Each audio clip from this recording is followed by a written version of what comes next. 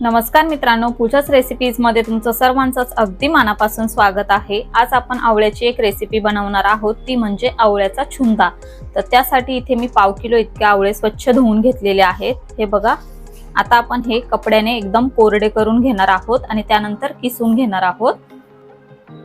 इथे मी एक कोरडा कपडा घेतलेला आहे, त्यावरती आपल्याला या पद्धतीने असं पुसून अगदी कोरडं करून घ्यायचं आहे। याच पद्धतीने आपण सर्व आवळे पुसून घेणार आहोत। इथे आपण सर्व आवळे स्वच्छ करून घेतलेले आहेत।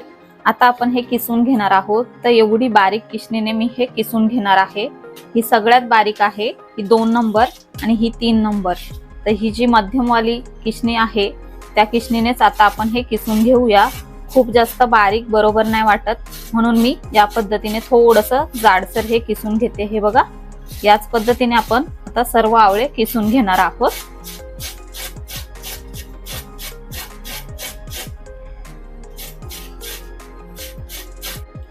इथे आपण सर्व आवळे चांगले बारीक किसणीने किसून घेतलेले आहेत। हे बघा, या पद्धतीने। आणि याच्या ज्या बिया आहेत त्या आपण बाजूला ठेवून घेतलेल्या आहेत। त्या फेकून न देता एक ग्लास पाण्यामध्ये तुम्ही उकळवून त्याचं पाणी गाळून पिऊ शकता, ते खूप पौष्टिक असतं। आता आपण हा आवळा जो आहे तो एका कढईमध्ये काढून घेणार आहोत। तर इथे मी एक कोरडी अशी कढई घेतलेली आहे, त्यामध्ये आता आपण किसून घेतलेला सर्व आवळा काढून घेणार आहोत।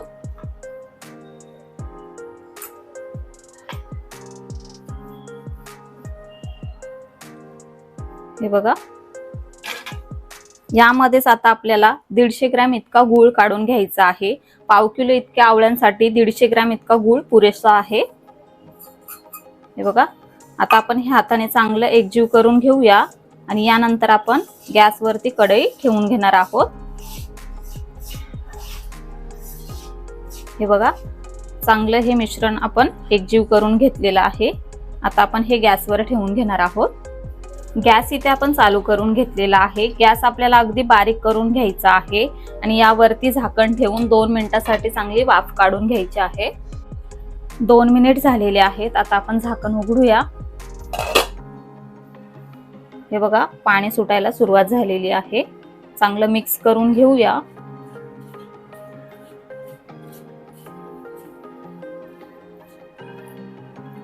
बारीक गॅसवरतीच आपल्याला छुंदा तयार करून घ्यायचा आहे। आता पुन्हा आपण झाकण ठेवूया आणि एक 2 ते 3 मिनिटांसाठी चांगली वाफ काढून घेऊया। 2 ते 3 मिनिट झालेले आहेत। आता आपण झाकण उघडूया। हे बघा, गूळ इथे पूर्णपणे मेल्ट झालेला आहे। आता आपण हे असंच चांगलं मिक्स करून घेणार आहोत। आपल्याला हे जे पाणी सुटलेलं आहे ते पूर्णपणे आटवून घ्यायचं आहे। जोपर्यंत हे कोरडं होत नाही तोपर्यंत आपल्याला हे चांगलं शिजवून घ्यायचं आहे।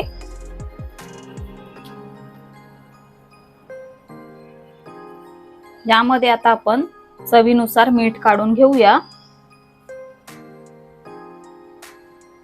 सोबतच मी इथे एक तुकडा दालचिनीचा घेतलेला आहे, 2 हिरवी वेलची घेतलेली आहे। आता आपण ही वेलची जी आहे ती अशी ओपन करून यामध्ये काढून घेणार आहोत, जेणेकरून याचा स्वाद खूप छान येईल। सोबतच इथे मी अर्धा टीस्पून इतकी सुंठ पावडर घेतलेली आहे, ही सुद्धा काढून घेऊया आणि चांगलं मिक्स करून शिजवून घेऊया। हे बघा, चांगलं मिक्स करून झालेलं आहे। आवळ्यामध्ये औषधी गुणधर्म खूप आहेत। जर का आपली कंबर दुखत असेल, पाठ दुखत असेल, हातपाय ठणकत असतील किंवा संधिवातासाठी आवळ्याचं सेवन खूप गुणकारी आहे। 100हून अधिक आजारांवरती आवळा हा गुणकारी आहे। त्यामुळे दिवसातून 1 आवळ्याचे सेवन तरी आपण आहारामध्ये नक्की केले पाहिजे। असंच आपण हे आता थोड्या वेळासाठी शिजवून घेणार आहोत। इथे तुम्ही बघू शकता यामधलं पाणी बऱ्यापैकी आटलेलं आहे। आता आपल्याला यामध्ये 1 टीस्पून इतकी काश्मीरी लाल मिरचीची पावडर काढून घ्यायची आहे आणि चांगलं मिक्स करून घ्यायचं आहे। आता फक्त आपण 1 मिनिटासाठी हे चांगलं मिक्स करून घेणार आहोत। त्यानंतर आपल्याला गॅस बंद करून घ्यायचा आहे। इथे आपला आवळ्याचा छुंदा बनून तयार होणार आहे।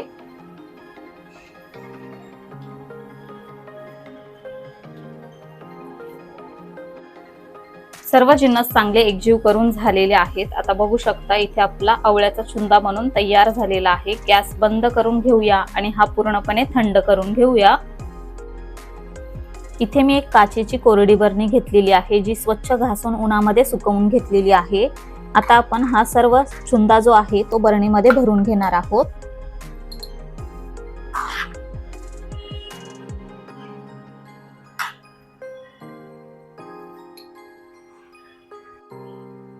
संपूर्ण चुंदा इथे आपण बरणीमध्ये भरून घेतलेला आहे। आता आपल्याला याचं झाकण लावून बंद करून घ्यायचं आहे आणि जेव्हा आपल्याला पाहिजे असेल तेव्हा चुंद्याचा आस्वाद घ्यायचा आहे।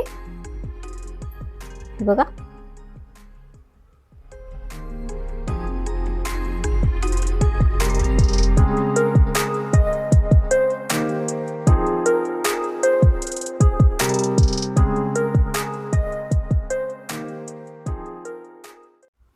तर अशा प्रकारे इथे आपला वर्षभर टिकणारा आवळ्याचा चुंदा बनून तयार झालेला आहे। अगदी लहानांपासून मोठ्यांपर्यंत सर्वांनीच या आरोग्यदायी व गुणकारी चुंद्याचा आस्वाद नक्की घ्या। तर या वर्षी या पद्धतीने आवळ्याचा चुंदा घरी नक्की बनवा व तो कसा झाला आहे ते आम्हाला कमेंटद्वारे नक्की कळवा। व्हिडिओ आवडला असेल तर व्हिडिओला लाईक करा, शेअर करा आणि अशा छान छान रेसिपी बघण्यासाठी पूजाच रेसिपीजला सबस्क्राईब करा। लवकरच भेटूया अशाच एका नवीन रेसिपीसह। तोपर्यंत bye bye, take care, eat healthy, live healthy.